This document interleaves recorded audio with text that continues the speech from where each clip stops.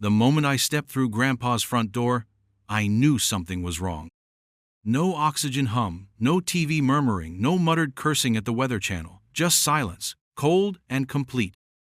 And then I saw it, the half-finished tea on the table, the oxygen tank tipped over by the door, and the deep drag marks in the carpet like someone had wrestled a grown man out of here. Yep, that's me, standing in my grandfather's empty house with a badge on my hip, a vein in my forehead pulsing, and a firestorm brewing behind my eyes. You're probably wondering how we got here. How a bunch of HOA board members thought they could kidnap an old man, label it nursing home intervention, and not expect hell to ride in after them. They didn't know I'm the chief of police. They didn't know Grandpa used to run this town. And they definitely didn't know what was buried under his shed. But they're about to learn, real fast. It started with a bright orange violation notice duct taped to Grandpa's oxygen tank. Not the door, not the mailbox, the oxygen tank. Right there in the middle of the porch like a passive-aggressive grenade. It read, Non-compliant medical apparatus. Community aesthetic violation per subsection 14.2 of the Willow Lane OA Residential Harmony Agreement. I stared at it the morning he first showed me, crumpled in his fist while he puffed slightly through his nasal cannula. They're lucky I wasn't low on air when they did this, he muttered. Half to me, half to his dog, Rusty. Would have passed out right here, given him a real scene. I didn't think much of it at first. Grandpa was never on good terms with the HOA. Not since the flagpole incident of 2011, when he installed a 12-foot flagpole at a patriotic 72-degree angle, the angle of liberty, as he called it, and the board called an emergency meeting to discuss the unreasonable visual projection. He'd outlived most of the original HOA board, but their spiritual descendants seemed determined to make his twilight years miserable. The week after the oxygen notice, he got dinged again. This time, it was for having unapproved medical equipment visible from the public thoroughfare. The medical equipment in question, his walker, which sat inside his front doorway, behind a screen door. They said the glare from the handles is reflective clutter, he told me, dead serious. You believe that? I served this country. I got a titanium hip. That hip gets more Wi-Fi than their clubhouse. Reflective clutter, my ass. I tried to laugh it off. I told him to ignore it, but I could see the wear on him, the deep lines under his eyes, the quiet sighs when he didn't think I was looking. Still, he wouldn't give them the satisfaction. Every notice went straight into the fireplace, burned to ash alongside the old newspaper clippings he used to keep. But the HOA wasn't satisfied with warning letters. They escalated, slowly, deliberately, like predators testing a fence. One day it was a $150 fine for excessive sitting. No, I'm not making that up, because Grandpa had been seen sitting on the front porch from 7:00 to 11:30 a.m. for non-social purposes. The citation included a photo of him in flannel and slippers, drinking tea and flipping off the camera. I thought it was one of those Google cars, he said. Didn't realize I was mooning the board. Then came the neighbor visits. First it was Karen Jenkins, a fake smile church lady who always brought lemon bars when she wanted something. She rang the bell and asked Grandpa if he'd ever considered a quieter lifestyle. Then she slid a glossy brochure into his hand. Magnolia Haven. Compassionate senior living with dignity. Grandpa handed it back to her and said, I got dignity. I also got firearms. The next week, a man in a cheap shirt and even cheaper cologne came to the door flashing a laminated card and calling himself a structural wellness inspector. Said he was with the city. Grandpa let him talk for 20 seconds, then asked what his badge number was. The guy blinked, stammered something about temporary credentials, and made a run for it when Rusty came charging out the side yard barking like hell. Turned out, there were no scheduled city inspections that week.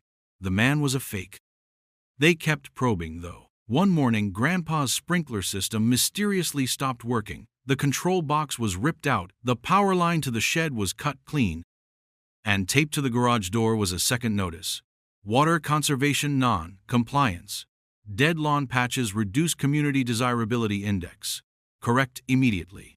I asked if he wanted me to install cameras. He said no. If they're gonna trespass, I'd rather see him with my eyes than through a screen.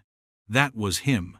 Stubborn as the foundation he poured himself in 1972. They weren't just targeting his house, they were testing his spirit. I was away when they took him. Had a 3-day conference in Denver. Bureau stuff. I almost canceled, but he insisted he'd be fine. Said, "Go arrest the real criminals, boy. These peacocks can't touch me." That was the last time we spoke. When I got back, I knew something was wrong the moment I pulled into the driveway. The house looked hollow. Not empty, hollow, like someone had vacuumed the soul out of it. The porch light was off, always a bad sign. Grandpa left it on religiously. Said it was his front line against burglars and Baptists. The newspaper was still in the grass. And Rusty, normally curled up in the yard or patrolling the perimeter, was pacing inside, whimpering at the front window. I unlocked the door and called out, "Grandpa?" No answer. Just silence. Cold and thick and wrong. His oxygen machine was knocked over by the doorway, the tubing dragging across the floor like a severed vein. His reading glasses sat on the side table, one lens cracked. The TV was on static.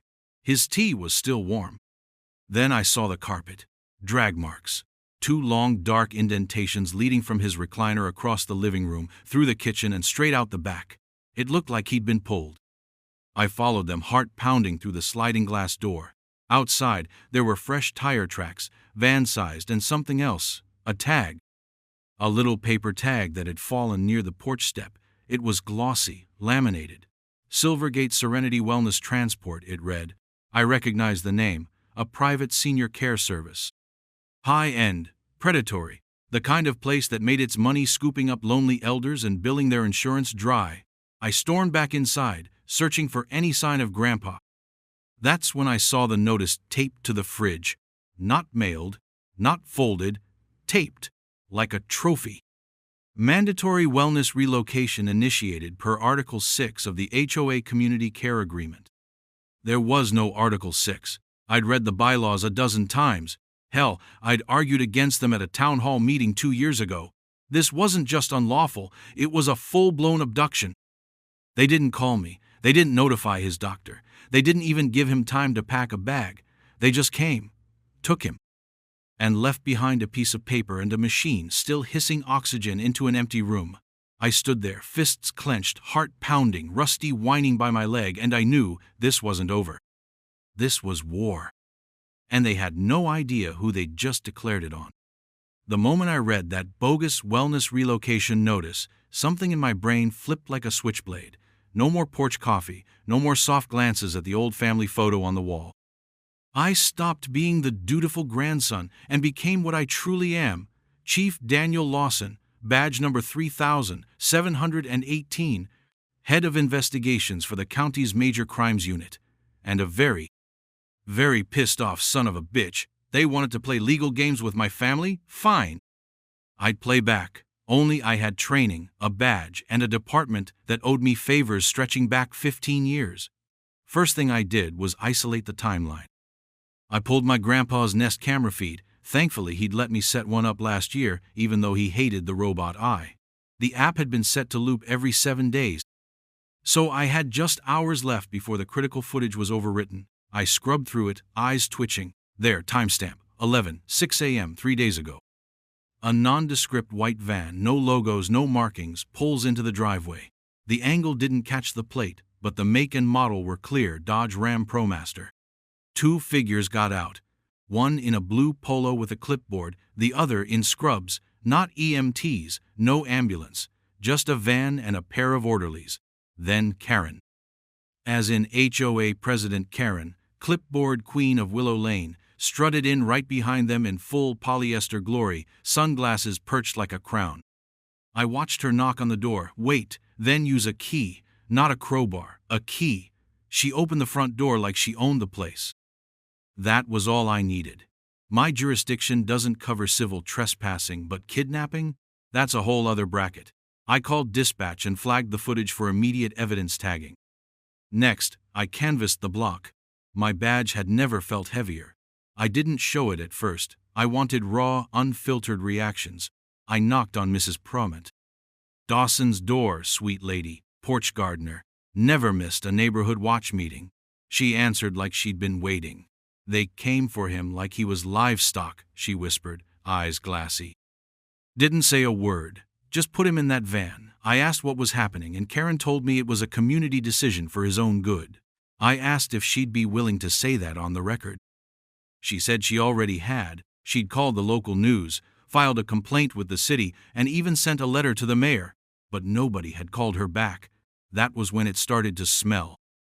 Not just like HOA arrogance, but like a coordinated operation. Next door, the mailman gave me something even better. They redirected his mail, he said, flipping through his scanner. Started the morning of the pickup. Karen signed the request herself. Said she was his legal guardian now. My jaw clenched. Grandpa never gave her power of attorney. He wouldn't even let her borrow a ladder. I went back to City Hall and pulled every property filing from the last 90 days. That's where things got interesting. One name kept appearing alongside Karen's in the notary logs: Bay Pines Transitional Living Inc., a private assisted living company based 2 towns over. Boutique-style care, no Medicare affiliations, and known in legal circles for operating in the gray. I ran the name through a database my department shares with the Attorney General's office.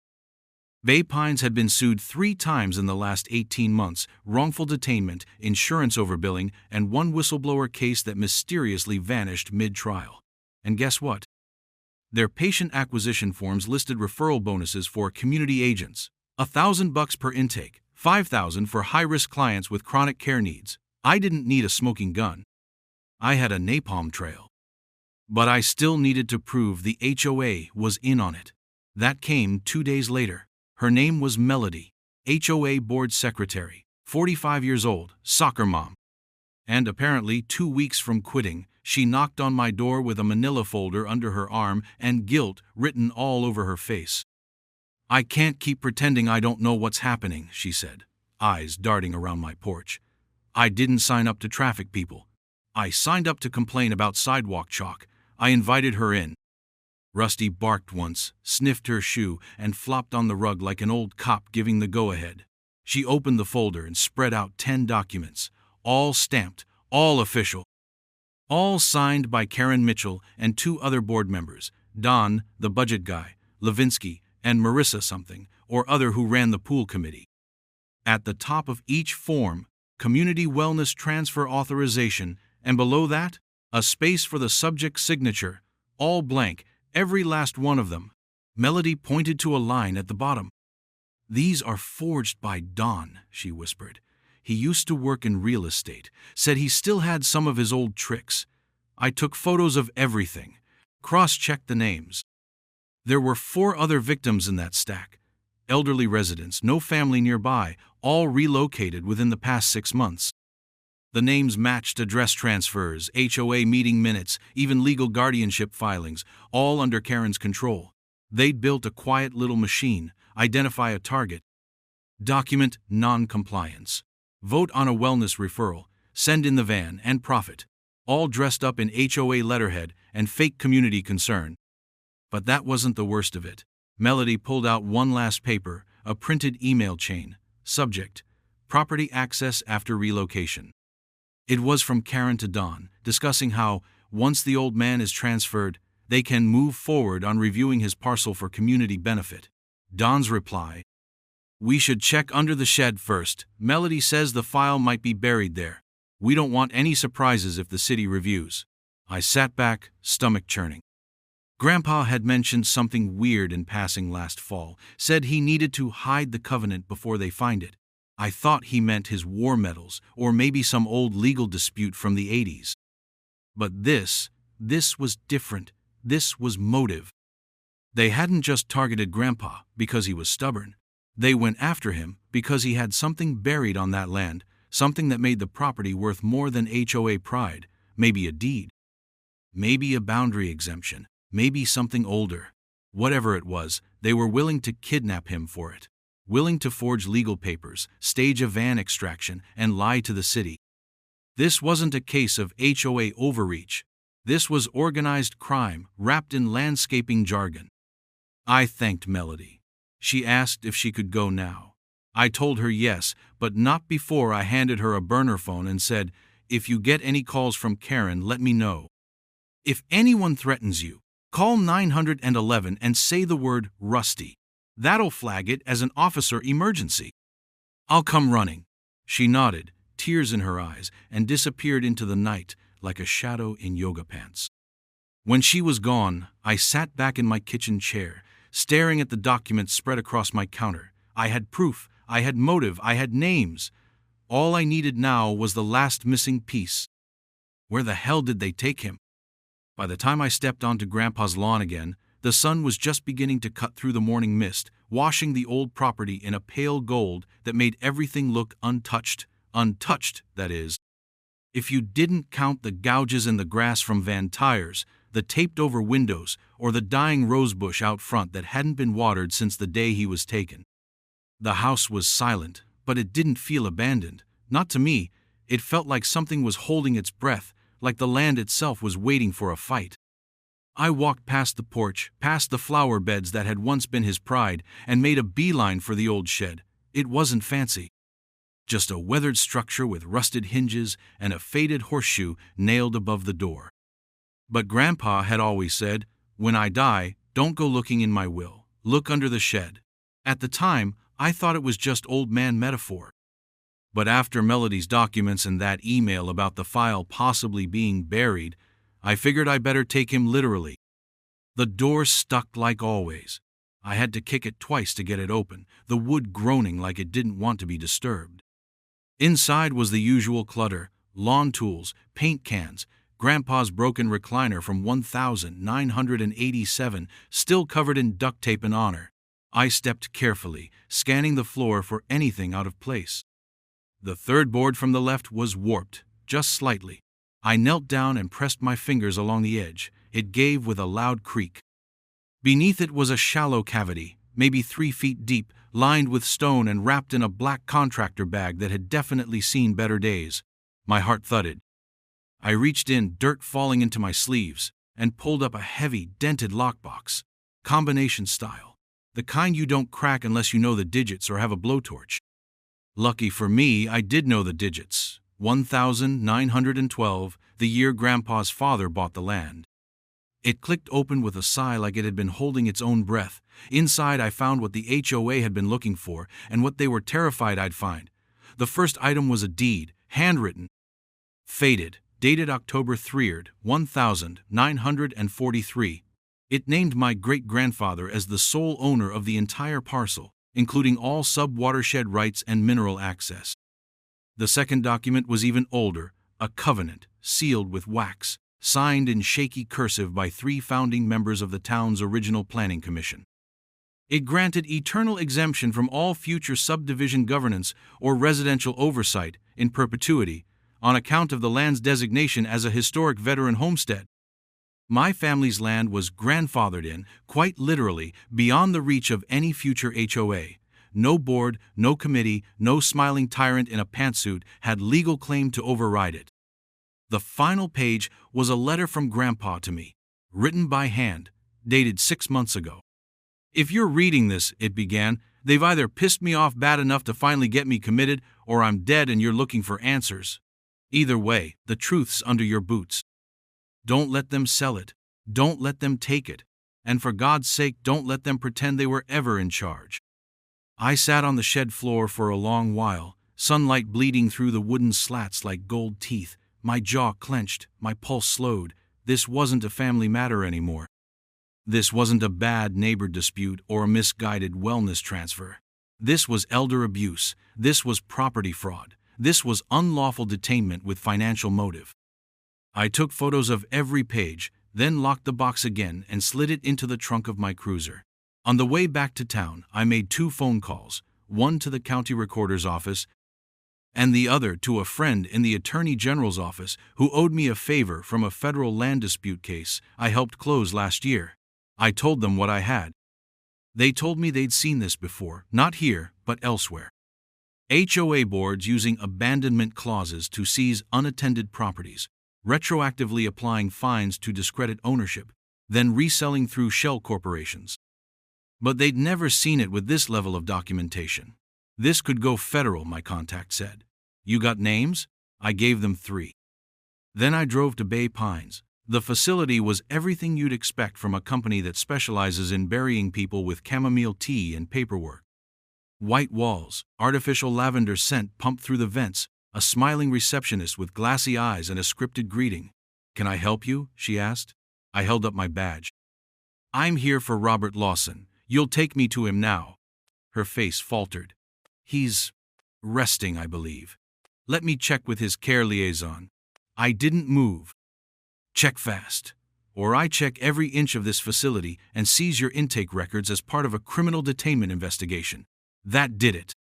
Within 5 minutes, a nurse was leading me down a hallway lined with pastel watercolors and motivational quotes. I noticed security cameras at every junction, but none in the rooms themselves, a legal workaround. We stopped outside room 211. She opened the door. "He's been sedated the past few days," she said, adjusting to the environment. I stepped inside, and there he was, my grandfather. Propped up in a recliner too clean for someone as messy as him. His face was pale. His oxygen tubes were hooked up to a machine twice the size of his home unit, humming softly in the background. His eyes fluttered when he heard my boots.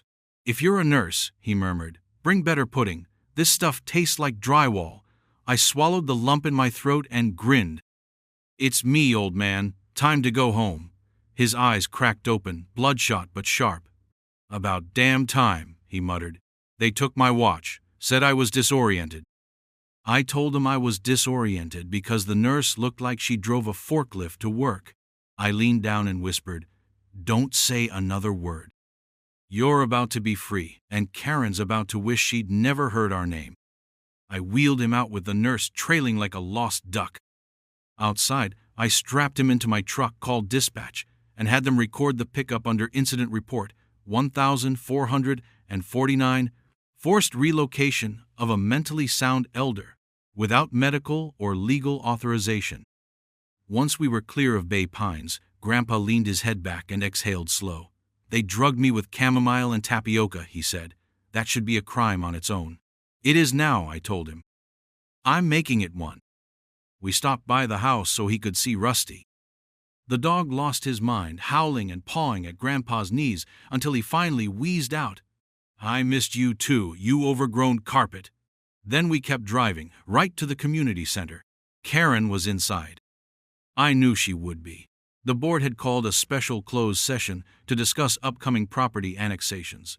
I didn't bother knocking. I kicked the doors open like a sheriff in a spaghetti western, badge flashing, boots echoing on the tile. The whole room turned. Karen paled. Don tried to stand. I held up the deed, the covenant, the signed letters, and said in one voice loud enough to rattle windows, "You kidnapped the wrong man." Grandpa, groggy and grinning, lifted one hand from the wheelchair and flipped them all off. Slow, deliberate, knuckles cracked from age and war. "Nice clubhouse," he said. "You run bingo or just cons." It was the best damn moment of my life. The morning after I wheeled Grandpa into that HOA board meeting and dropped a legal nuke on their laminated lies, the town exploded like a wasp nest under a weed torch. By 9 a.m., our small, sleepy sheriff's department had issued warrants for all 3 primary board members. Karen Mitchell, HOA president and full-time tyrant, was pulled from her front porch in a silk robe and pink Crocs as news vans circled her like vultures. She tried to play the victim, crying for the cameras, screaming about ungrateful residents and blaming political conspiracies. Didn't matter. Her mugshot hit Channel 8 News before her driveway dried from the morning sprinklers. Don Levinsky, Mr. Placeking, Mr. Placen Sovins. Budget guy tried to make a break for it, packed his Toyota with shredded documents and fled toward state lines. He didn't make it past exit 12 before the troopers boxed him in like a toddler in a sandbox. He wet himself, according to the arresting officer. Marissa, head of the pool committee and resident hypocrite, was caught in her garage trying to delete HOA email records off a burner laptop while her teenage son live-streamed the whole thing on TikTok. Her account now has over 3 million views. The caption? "When your mom runs an HOA cartel and you just wanted to swim." But that was just the start. The real avalanche came when the feds showed up. You see, I didn't just stop with the local police. I'd handed over the forged wellness relocation forms, the payment trail from Bay Pines, and the illegal notary stamps to the state attorney general's office. Then I'd filed a parallel complaint with the IRS, complete with scanned HOA bank records Melody had smuggled out in a Target bag. Turns out, those community beautification funds were being funneled into personal home renovations, international trips labeled as conference research, and, my personal favorite, a 17-0 custom koi pond installed behind Karen's house. Despite her ongoing campaign against unauthorized water features, the IRS didn't just come knocking. They kicked the door in and served subpoenas like Girl Scout cookies. Karen's koi pond was drained by hazmat crews in the middle of the night, and the fish were adopted by the local high school biology lab. One of them was named Little Karen. It died within a week. Coincidence? Bay Pines got torched next. Once the licensing board saw how many elderly residents had been referred without consent, they pulled the facility's license like it was a bad tooth. Every referral bonus email, every unauthorized detainment, every drug dosage increase was cataloged, boxed, and carted out. The facility was shut down within 72 hours. Staff were dismissed. Administrators resigned. Lawsuits were filed so fast the courthouse ran out of docket numbers. Melody, bless her cardigan-wearing soul, agreed to testify in exchange for full immunity. She even joined a state oversight committee for elder care reform. Apparently, you don't mess with secretaries who scrapbook HOA meeting minutes like war trophies. But let me tell you about the best part. Because this wasn't just about revenge, this was about building something better. When the dust settled, the mayor called me personally. Said the town needed someone to head the new Community Oversight Board, a position designed to hold HOA boards accountable and ensure community rights were protected, not trampled. I said yes on one condition. I wanted full authority to dissolve the current HOA structure in Willow Lane and write a new one from the ground up. They gave me the keys. The first thing I did was delete the violation system. Every fine, every petty notice, every fabricated ticket about lawn chairs or porch decor, gone. Next, I made all HOA meetings public. No more closed sessions, no more secret votes. Then I implemented term limits, no more lifetime dictators in cardigans. Karen's reign was officially dead, buried, and composted into the soil she used to cite as non-compliant. But I wasn't finished. See, Grandpa's land, the one they tried to annex, to steal through trickery and force, had been legally immune to HOA authority for over 80 years. With the original covenant verified and logged with the county, we not only proved they'd acted illegally, we also got the land rezoned as a protected community historical site. And with that came naming rights. Which is why, 3 weeks later, Grandpa stepped out onto his porch for the first time since he'd been taken, looked out across his front yard, and saw something that made him freeze mid-step. At the edge of the neighborhood, right where the old HOA welcome sign used to stand like a smug border checkpoint, was a new sign, fresh paint, bold letters. It read, "Welcome to Lawson Acres, home of the free and the stubborn." Next to it, beneath a small grove of oak trees, stood a bronze statue. It wasn't fancy, but it was perfect. It showed Grandpa standing tall, one hand gripping his walker, the other holding a steaming mug of tea, oxygen tank strapped to his side like a soldier's pack. There was a brass plaque at the base. For Robert Lawson, who sat when he wanted, fought when he had to, and never moved his damn porch chair. He stared at it for a long time, lips twitching like he was about to cry, then scoffed. "Looks nothing like me," he muttered. "Too much hair, too little belly." "You're welcome," I said, handing him a coffee. "Had to guess what you looked like before HOA stress aged you 20 years. He snorted, sipped, and nodded toward the sign. "Can't believe you pulled that off." "Oh, I didn't," I said. "You did. I just made sure everyone else finally saw what you've always been." We sat there a while, the breeze playing with the edge of the flag he'd reinstalled, this time on a 30-foot pole. With full city approval and a floodlight that made it visible from space. A few neighbors walked by, some waving, others stopping to take selfies with the statue. One little kid stood in front of it and saluted, then ran off giggling. Grandpa didn't say much. He didn't have to. That quiet smirk said everything. As the sun dipped low and the sky turned the color of old bourbon, I leaned back in my chair and took a long sip of coffee, The kind Grandpa used to brew with a spoonful of motor oil for flavor. Rusty lay curled at our feet, snoring like a tractor. Peace had returned to the porch, but it wasn't silence, it was earned quiet, like the land itself had exhaled. We sat like that for a long time. Two stubborn men, one long road behind us, one clear sign in front of us. No HOA, no more fake notices, just Lawson Acres, home of the free, home of the stubborn, home, at last.